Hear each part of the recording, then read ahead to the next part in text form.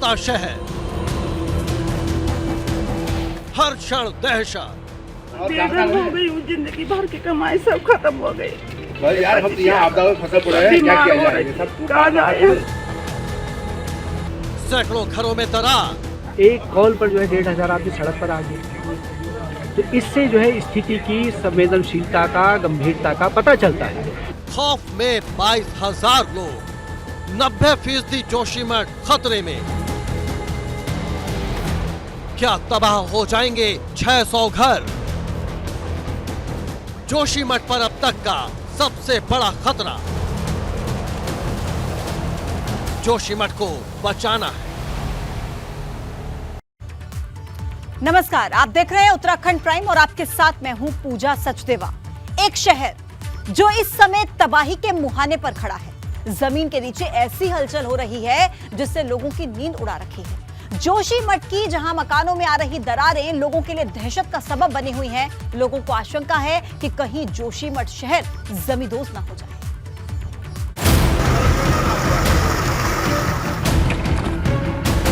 घरों में दरारें पड़ी हैं, सड़क पर भी बड़ी बड़ी दरारें आ गई हैं। पुश्तों से अचानक पानी का फव्वारा फूट पड़ा है। लोग हैरान हैं और परेशान हैं। समझ नहीं आ रहा कि आने वाले समय में होगा क्या। जोशीमठ के लोग इन दिनों खौफ के साए में जी रहे हैं।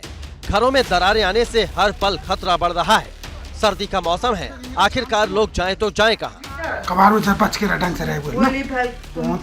खौफ इतना ज्यादा है कि कई लोग डर की वजह से खुले आसमान के नीचे रहने को मजबूर हैं। कड़कड़ाती ठंड के बावजूद लोगों ने पूरी रात अलाव जलाकर सड़क पर बिताई। एक तरफ रोड धंस रही है, सारे मकान धंसने के कगार में आ गए हैं और ये लोग हमारी सुध नहीं ले रहे हैं। भगवान इनका भला करे। अब इस तस्वीर को देखिए। मारवाड़ी में JP4 कैंप में जमीन के नीचे से मटमैला पानी निकल रहा है। लोगों का कहना है कि आम दिनों में यहाँ से कभी पानी नहीं आया। गौर करने वाली बात यह है कि पानी मटमैला है। अब सवाल ये कि आखिर ये पानी यहाँ आया कहाँ से और इसके मटमैला होने के पीछे आखिर क्या वजह है? क्या ये किसी बड़ी अनहोनी के संकेत हैं? लोगों में खौफ बढ़ रहा है। इस बीच CM धामी ने कहा कि सरकार का इस ओर पूरा फोकस है। पिछले 4 महीने से जोशीमठ शहर में घरों में दरारें आने का सिलसिला जारी है। एक एक कर 600 मकानों में दरार आ चुकी है। इनमें से 10 मकान तो रहने लायक ही नहीं बचे हैं। ABP गंगा के लिए जोशीमठ से रणजीत रावत की रिपोर्ट। इस बीच जोशीमठ से खबर यह है कि हरीश रावत उपवास पर बैठ गए हैं। जमीन धंसने को लेकर उपवास पर बैठे पूर्व मुख्यमंत्री हरीश रावत बीती रात गांधी पार्क में 1 घंटे तक वो उपवास पर बैठे रहे। जमीन धंसने के मामले पर चिंता जाहिर की है। तस्वीरें आपके सामने। पूर्व मुख्यमंत्री हरीश रावत ने चिंता जाहिर की जमीन धंसने के मामले में और ये तस्वीरें देहरादून की हैं। बीती रात धरना दिया, उपवास पर बैठे रहे, 1 घंटे तक उपवास किया और जमीन धंसने के मामले पर चिंता जाहिर की। और देखिए, चिंता ये लाजमी है। 600 परिवार वहां पर रहते हैं, 600 घर वहां पर हैं और ऐसे में जो तस्वीरें सामने आई हैं वो वाकई भयभीत कर देने वाली हैं।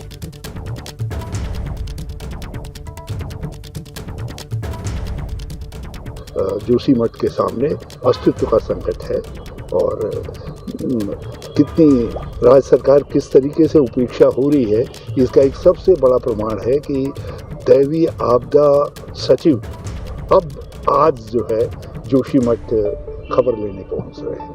जबकि जोशीमठ के सामने अस्तित्व का जो संकट है वो कई दिनों से सारे समाचारों में है, सब जगह जानकारी में है। केंद्र सरकार की तरफ से अभी उनके कानों में जू भी नहीं रहेगी। जो एक्सपर्टाइज है वो गायब है। जोशीमठ को लेकर कांग्रेस ने भी बयान दिया है। कांग्रेस प्रदेश अध्यक्ष करण माहरा ने इसको लेकर सरकार पर आरोप लगाए हैं। माहरा ने कहा कि जोशीमठ में जमीन धंसने को लेकर सरकार गंभीर नहीं है।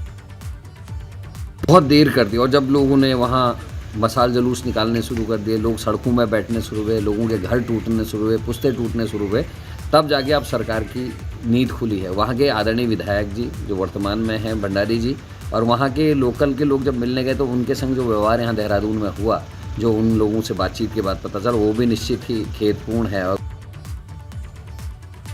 जोशीमठ में आपदा प्रबंधन टीम ने दौरा किया है। बड़ी खबर इस वक्त की, आपदा प्रबंधन सचिव रंजीत सिन्हा वहां पर पहुंचे और गढ़वाल कमिश्नर सुशील कुमार भी उनके साथ में मौजूद रहे। आपदा प्रभावित क्षेत्र का दौरा कर रहे हैं। तो बड़ी जानकारी इस बीच आपको दे रहे हैं, जहां अब एक्शन मोड में प्रशासन नजर आ रहा है और देखिए टीम पहुंच चुकी है आपदा प्रबंधन की और वहां पर दौरा कर रही है। जो क्षेत्र क्षतिग्रस्त हुए हैं वहां पर दौरा करते हुए नजर आ रहे हैं आपदा प्रबंधन के अधिकारी। आपदा प्रबंधन सचिव रंजीत सिन्हा उनके साथ में मौजूद हैं, गढ़वाल कमिश्नर सुशील कुमार साथ में मौजूद हैं। आपदा प्रभावित क्षेत्र का लगातार दौरा कर रहे हैं।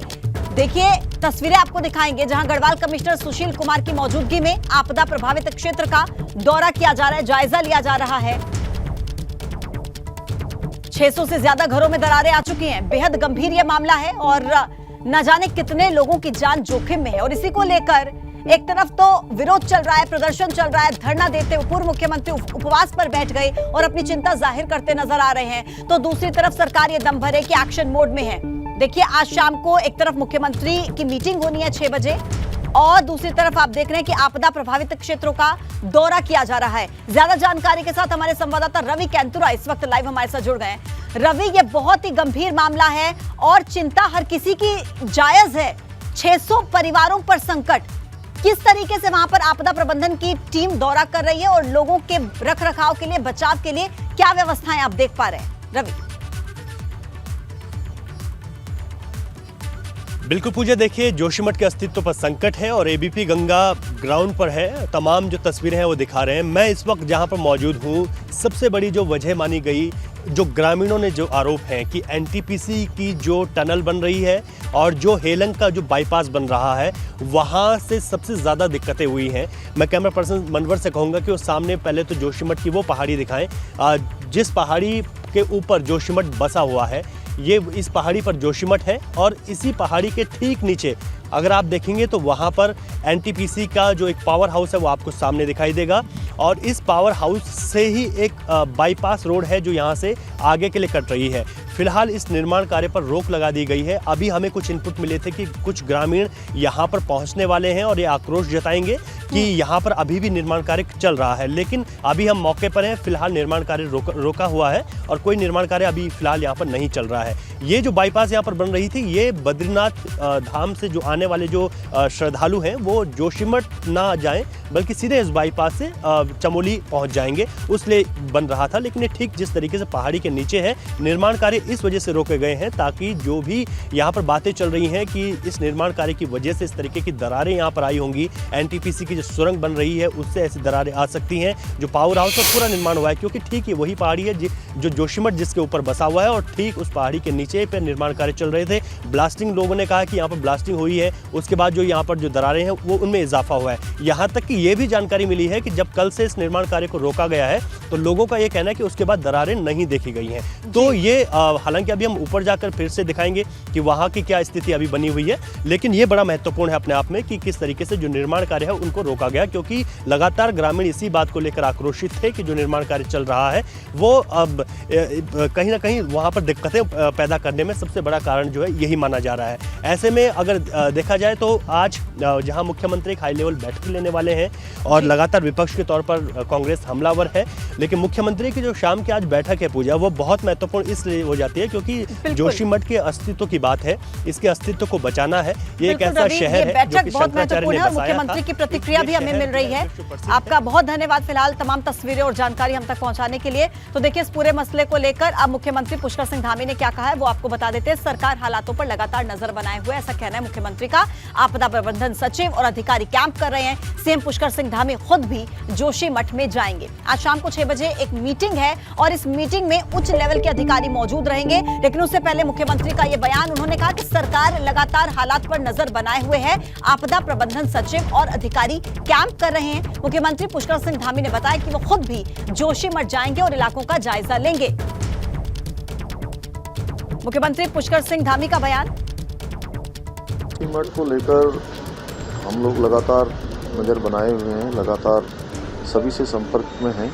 वहाँ पर हमारे आपदा प्रबंधन के सचिव, हमारे गढ़वाल के कमिश्नर, सभी लोग वहीं पर कैंप कर रहे हैं। और साथ ही जो पुरानी रिपोर्ट जो आई है वाडिया समेत रुड़की और अन्य संस्थानों की जो रिपोर्ट है उस रिपोर्ट का भी हम अध्ययन कर रहे हैं। जोशीमठ में घरों में आ रही दरारों को लेकर अब संतों ने भी चिंता जाहिर कर दी है। ज्योतिष पीठ के शंकराचार्य अविमुक्तेश्वरानंद सरस्वती ने इसको लेकर सरकार को एक पत्र लिखा और सर्वे करवाने की मांग की।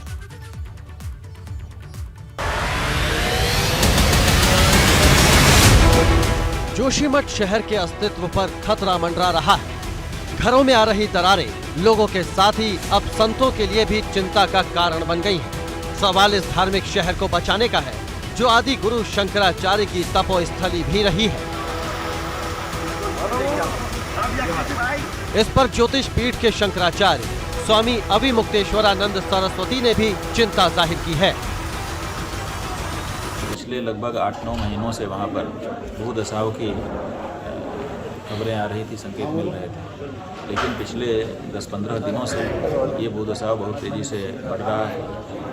रातों रात कई मकानों में दरारें पड़ जा रही हैं, सड़कों के ऊपर दरारें पड़ जा रही हैं और इसी तरह से लोगों को अपना घर छोड़ करके किसी रिश्तेदार के यहाँ अथवा सड़क के ऊपर रहने को मजबूर होना पड़ रहा है। बहुत ही भयावह स्थिति है।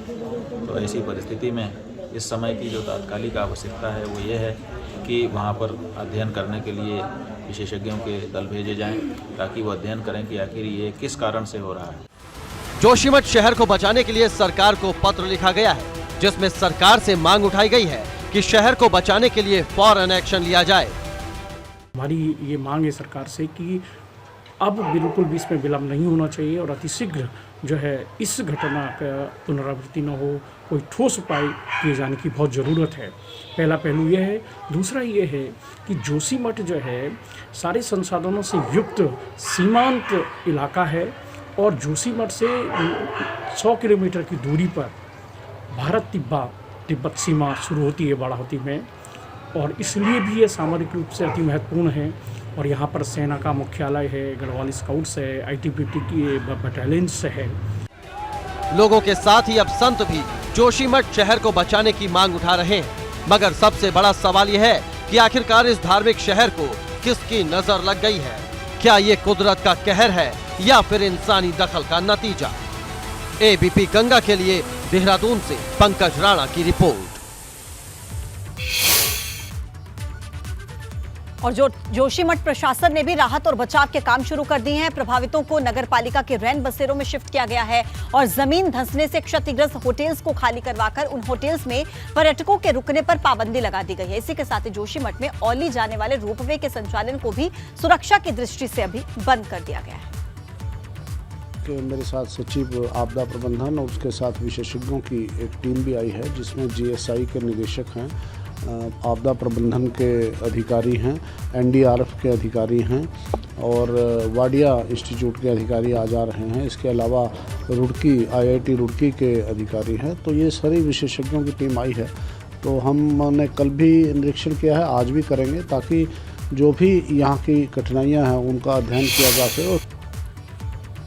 और देखिए जोशीमठ के लोगों को ये समझ नहीं आ रहा कि आखिर वो करें तो करें क्या। समस्या का समाधान नहीं हो रहा, इसलिए अब लोग मशाल जुलूस निकाल रहे हैं और चक्का जाम कर रहे हैं।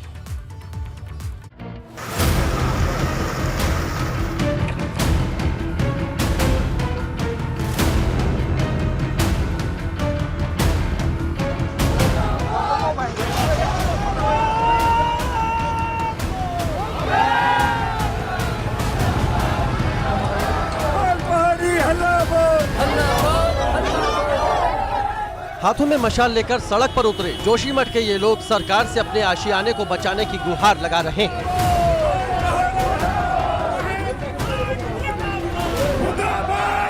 दरारें आने से जोशीमठ शहर के लोगों की चिंता बढ़ी हुई है। सरकार की बेरुखी से खफा लोग मशाल जुलूस के साथ प्रदर्शन कर रहे हैं। ये तस्वीरें बीती रात की हैं, जब पूरा शहर सड़क पर उतर आया। कड़ाके की ठंड में भी लोगों के गुस्से की आग तेजी से भड़क रही है।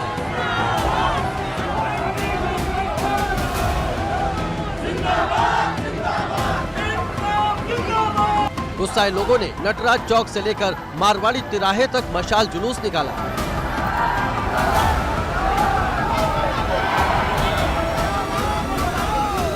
लोगों में इस कदर गुस्सा है कि उन्होंने बाजार बंद कर दिया। लोगों ने बद्रीनाथ स्टैंड और चुंगी के पास चक्का जाम कर दिया है। लोग सड़क पर बैठ गए हैं और विरोध जता रहे हैं। लगातार जोशीमठ लगातार बहुत अच्छा हो रहा है। लगातार सारा क्षेत्र हमारा जोशीमठ का पूरा क्षेत्र हमारा लगातार बहुत अच्छा रेट में है। विगत 2 माह से ये प्रक्रिया बहुत तेजी से बढ़ी है। पूरी जमीन के अंदर के मकान धस गए हैं, पूरे कमरे धस गए हैं। अब तक 600 घरों में दरारें आ चुकी हैं। हर दिन बीतने के साथ ही लोगों में दहशत बढ़ रही है। लोगों की चिंता अपने इन घरों को लेकर है कि अगर कोई अनहोनी हुई तो ये रहेंगे कहाँ। एबीपी गंगा के लिए जोशीमठ से रणजीत रावत की रिपोर्ट।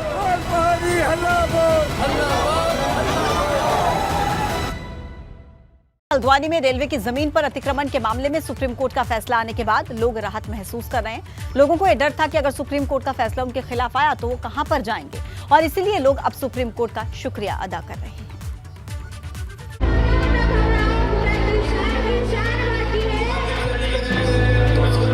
ये हमारा जो केस है सुप्रीम कोर्ट में पहुंच चुका है। इंशाल्लाह हम सुप्रीम कोर्ट से पूरा भरोसा आएंगे, इंसाफ होगा।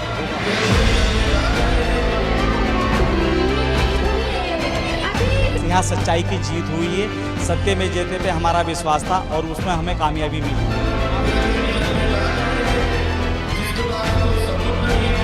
अल्लाह का बहुत शुक्र है कि आज हमारे हक में फैसला आया, स्टे मिला है।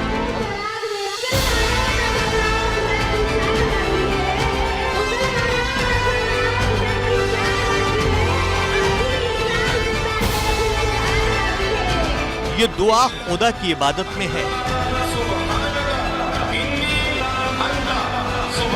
लोग शुक्रिया अदा कर रहे हैं कि उनके घर उजड़ने से बच गए। जरा सोचिए क्या होता अगर इन लोगों को यहां से उजाड़ दिया जाता।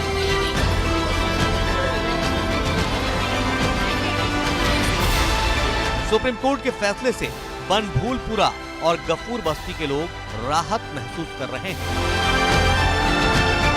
हल्द्वानी के लोगों के लिए एक बहुत राहत भरी खबर है और सुप्रीम कोर्ट ने जिस तरह से ये टिप्पणी की है कि 7 दिन में इतना कठोर फैसला देना व्यवहारिक नहीं है। हाई कोर्ट पर टिप्पणी की है और सुप्रीम कोर्ट ने ये भी कहा है कि 7 फरवरी तक वहाँ कोई भी किसी तरह की गतिविधि या कार्रवाई नहीं होगी और राज्य सरकार को भी पार्टी बना दिया है। ये एक बहुत बड़ी राहत भरी खबर है। मैं उसी बनभूलपुरा की ज़मीन पर हूँ जिसको हाई कोर्ट ने रेलवे बोर्ड की घोषित कर दिया था और अवैध कब्जे हटाने के आदेश जारी कर दिए थे। बनभूलपुरा और गफूर बस्ती के लोगों के लिए तो मानो आज ईद हो। उनके लिए सुप्रीम कोर्ट का फैसला किसी धार्मिक कार्यक्रम के जश्न से कम नहीं है। पिछली बार हमारे लोगों की कमी रही कि हमारे लोग ढंग से पैरवी नहीं कर पाए अपने ही मामले की, अपने कोर्ट से मामला पैरवी नहीं कर पाए। अब यह है कि आगे को हमें अपने लोगों के लिए पैगाम देना चाहते हैं कि आगे को मजबूती के साथ में पैरवी करें और अपने हक में फैसला लें। माननीय सुप्रीम कोर्ट का हम तहे दिल से धन्यवाद करते हैं कि माननीय सुप्रीम कोर्ट ने हमारे कागजों को सही तरीके से देखा और उस पर निर्णय लिया, हमें उस पर राहत भरी खबर दी। जब तक सुप्रीम कोर्ट का फैसला नहीं आ गया लोगों की बेचैनी बढ़ी रही। माहौल गमगीन था। लोग सोच रहे थे कि इस सर्दी के मौसम में वे अपने बच्चों को लेकर आखिर कहां जाएंगे। हम तो अल्लाह के मानने वाले हैं क्योंकि हमारे दिल में यकीदा है। हमारी माँ बहनों ने दुआएं की, घर में पढ़ाइयाँ करी, अल्लाह पे भरोसा है हमें और माननीय सुप्रीम कोर्ट का तहे दिल से धन्यवाद। सबसे पहले एबीपी गंगा ने लोगों को सुप्रीम कोर्ट के फैसले के बारे में जानकारी दी, इसलिए लोग एबीपी गंगा का भी शुक्रिया अदा कर रहे हैं। पहले तो हम आपके चैनल का एबीपी गंगा का बहुत बड़ा धन्यवाद, क्योंकि आपने सही न्यूज़ को अच्छी तरीके से आपने दिखाया, अच्छी कवरेज की। मगर ये विवाद अभी पूरी तरह से खत्म नहीं हुआ है। लोगों को अभी जंग जारी रखनी होगी। हाईकोर्ट के आदेश पर फिलहाल रोक तो लगी है, लेकिन अभी कहना मुश्किल है कि आने वाले समय में यहाँ क्या होगा।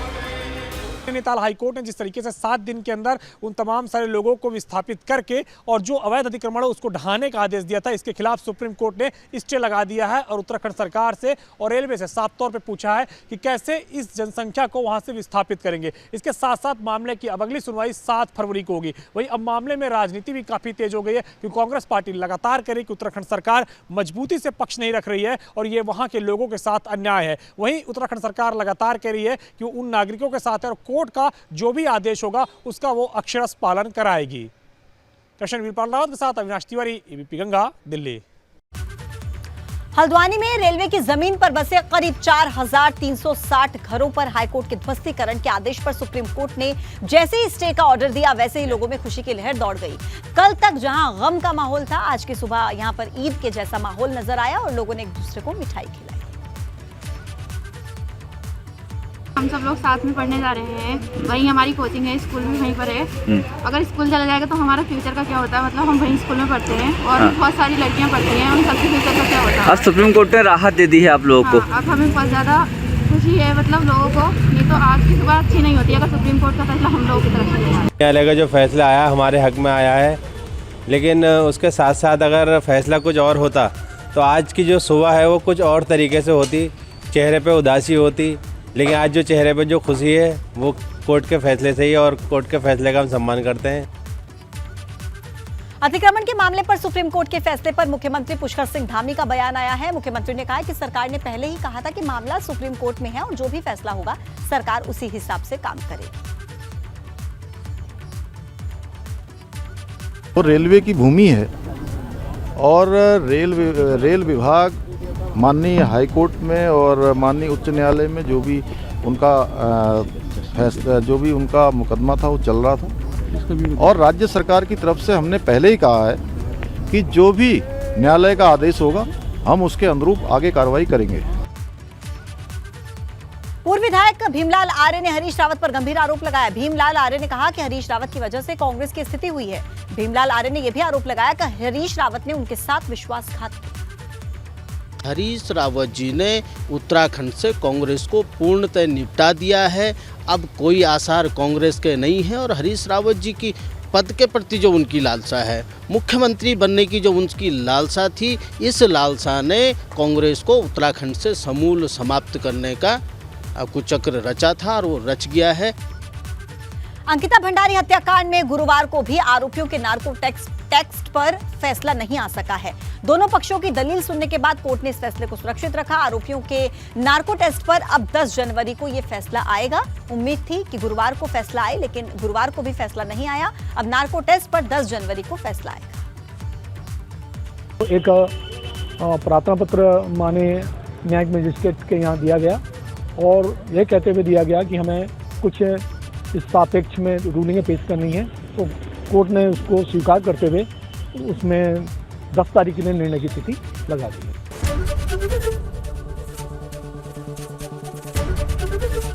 एबीपी गंगा, खबर आपकी, जुबान आपकी।